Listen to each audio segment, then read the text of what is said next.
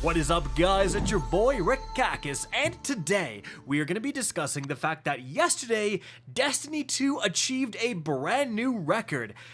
An all-time record low in terms of player count. So what the heck is going on, and what does this mean for the future of the franchise? Well, let's get started.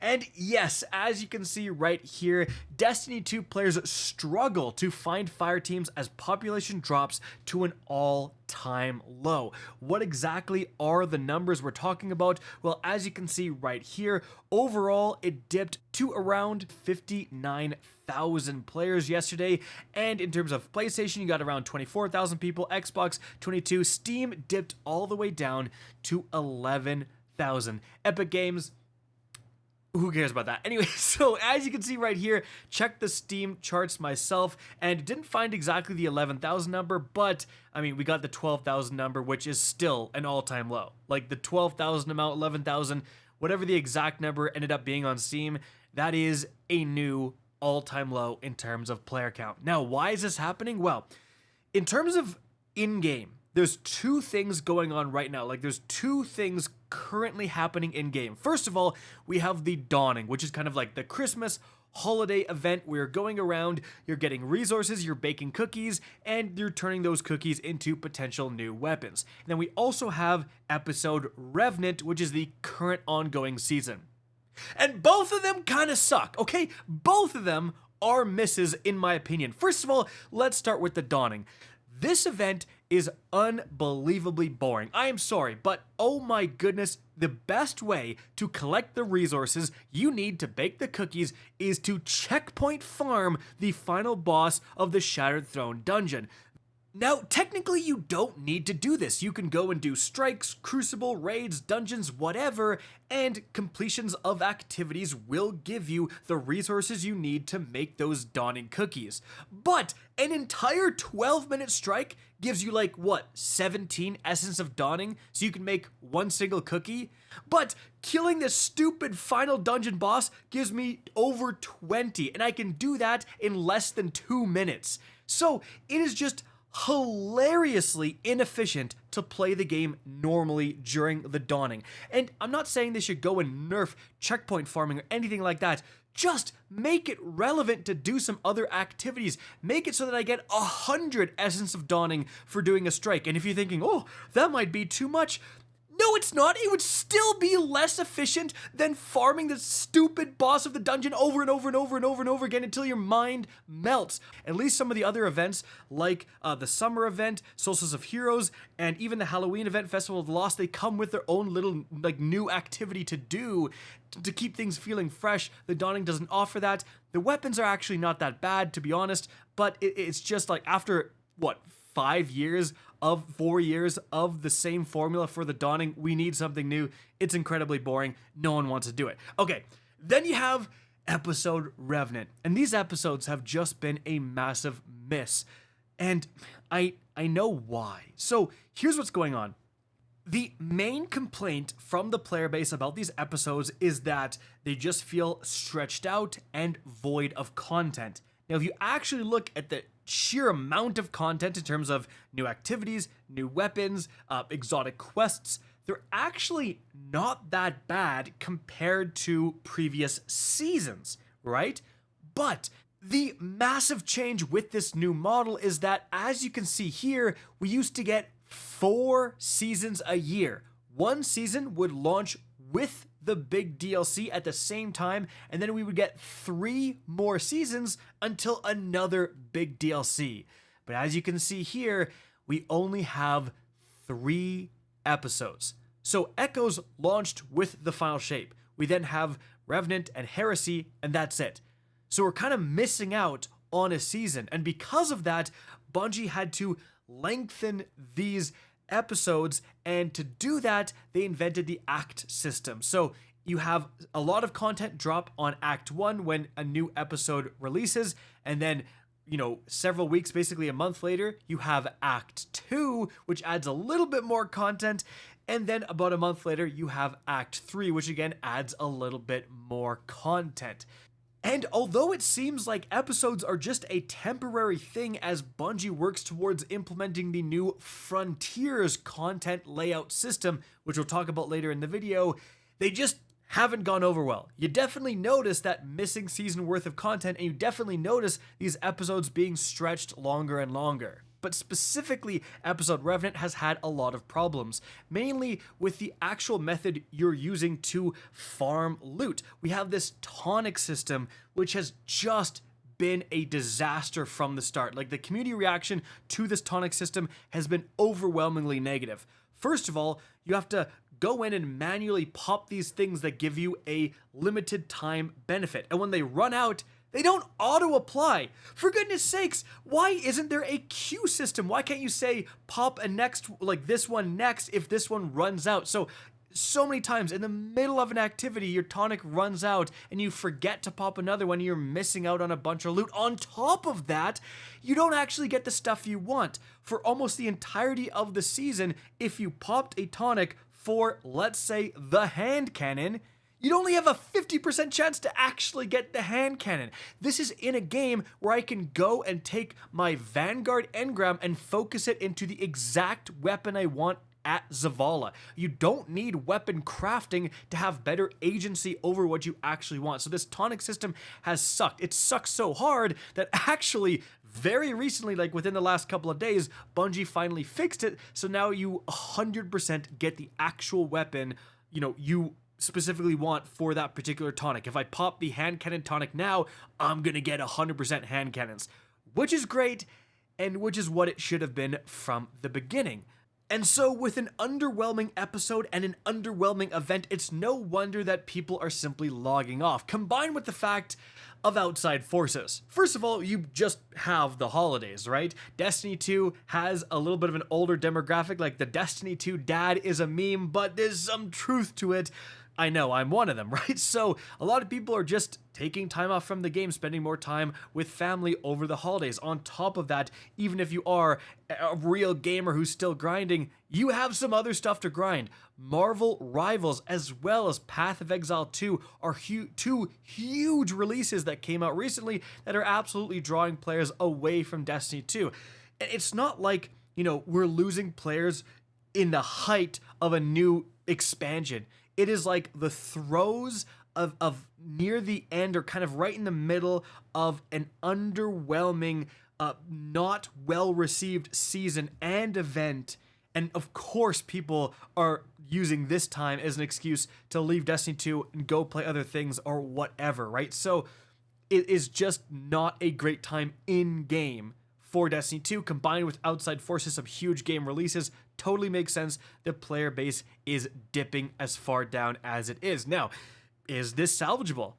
Well, taking a look at some of the responses from the community, the most popular quote tweet by far was the popular streamer Gathalion saying, "The only path forward for Destiny is 3. Otherwise, the incremental downward trend will continue, layoffs continue, and the IP dies."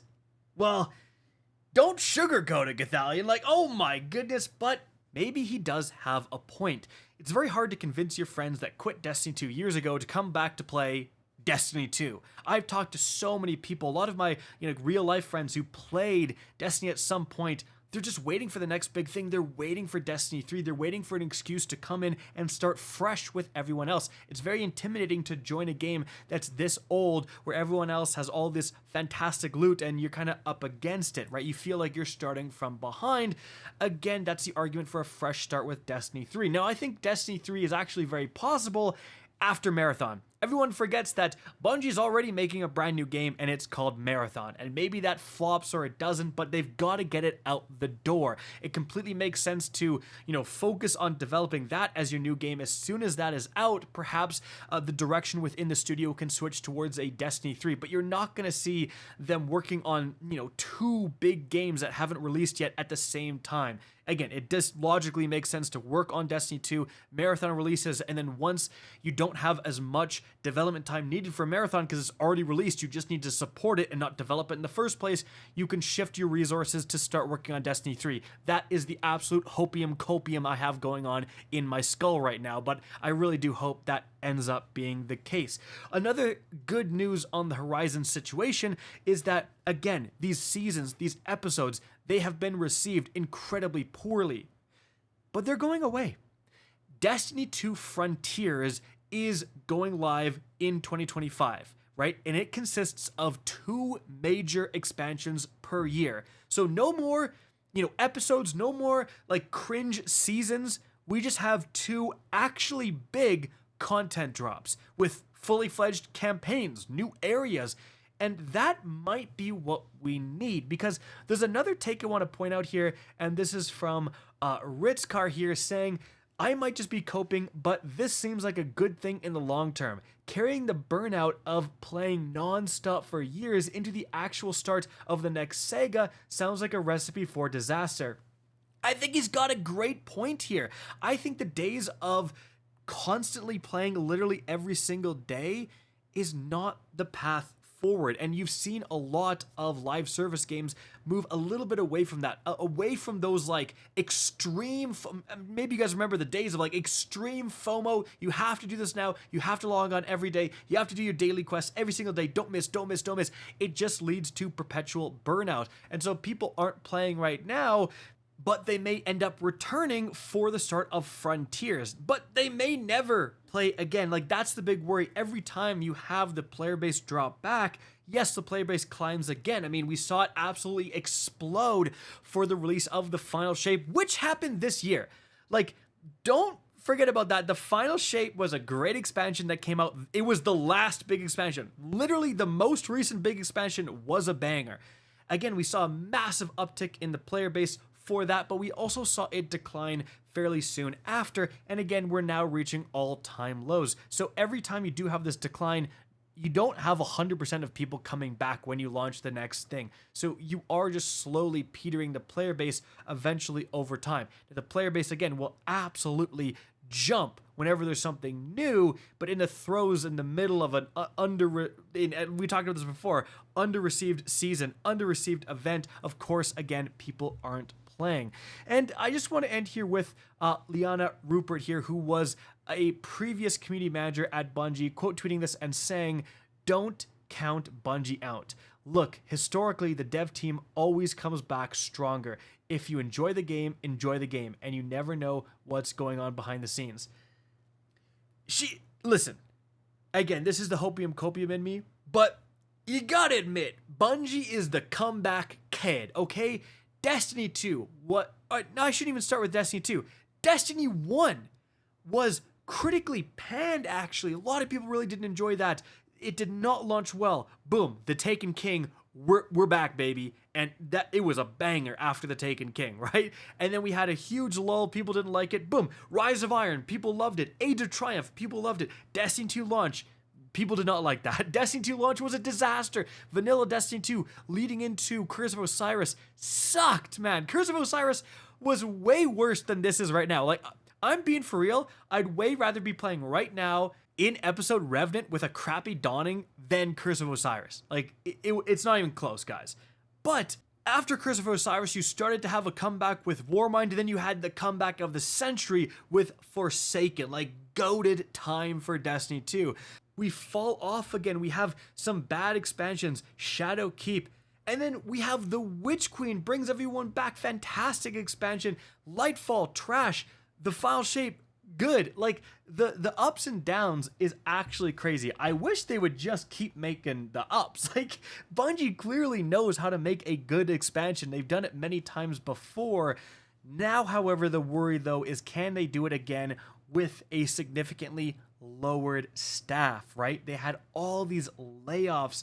Are they going to have the resources needed to pump out these banger expansions? That's what I think a lot of people are worried about, and it is a legitimate concern. Now, they are bought by Sony now. That's the big difference. So Sony can easily give them some resources to continue pumping out bangers, but they can also easily shut it down harder than they shut down Concord. You never know what is going to happen. Overall, however, I just think that, hey, If you're enjoying the game, keep playing the game, and if you're not, stop, quit. There's absolutely no onus to play these games every single day. Again, I truly do think the day of the perpetual, constantly playing live service game is done, and we've seen a lot of live service games peel back on the FOMO. For example, battle passes and season passes are now available like all the time. They don't necessarily go away, or there's way more catch-up mechanics and stuff like that. Like the have to log in every day to do your dailies type of live service, that is overall not healthy for the franchise because it burns everyone out. I would actually rather have more content followed by more dead time within Destiny. Like have banger seasons. They come out, they're banger, there's a lot of content, and then there is kind of a lull. Maybe there's an event or two, but hey, it's no problem with logging off the game, going and trying something else, and then when you come back, there's always something to do. The problem is when you come back, and when you come back, it's underwhelming as well, and that's been these episodes, right? You stick around for episode Echoes, maybe you don't play near the end, it's kind of boring, you come back for episode Revenant, and episode Revenant is not that good, has a bunch of problems, stuff like that. When you come back after taking some time off from a game, you need to be coming back to banger content. That's what I hope Bungie can achieve here with the Frontiers. And that's the most interesting thing. All these complaints, episodes suck, stretching them out into acts is bad, all these complaints are literally going to be fixed in the upcoming year. This is the last year of episodes. There will be no more episodes, right? We are moving to a new format for how they're distributing content in Destiny 2 that we've never seen before. So again, the low play count is not good, but it's not like we have 2 more years of episodes planned or something crazy. The fix is on the horizon, and that does give me a bit of hope. But at the end of the day, eventually, after some Frontiers, after a few expansions, whatever, the road, in my opinion, needs to eventually lead to Destiny 3. That is the answer to get people back in the franchise, to really empower new players to want to join the franchise again. You have to give up Destiny 2 eventually because it's just been around for so long. People don't want to join in on something that has been going on so long. People are holding out for Destiny 3. Hopefully Bungie can deliver at some point, guys. That is it for the video. Hope you enjoyed and found this informative. If you did, please remember to help me out by simply rating and especially sharing this video. If you guys want to see more Destiny 2 content while it's still alive, definitely hit that subscribe button.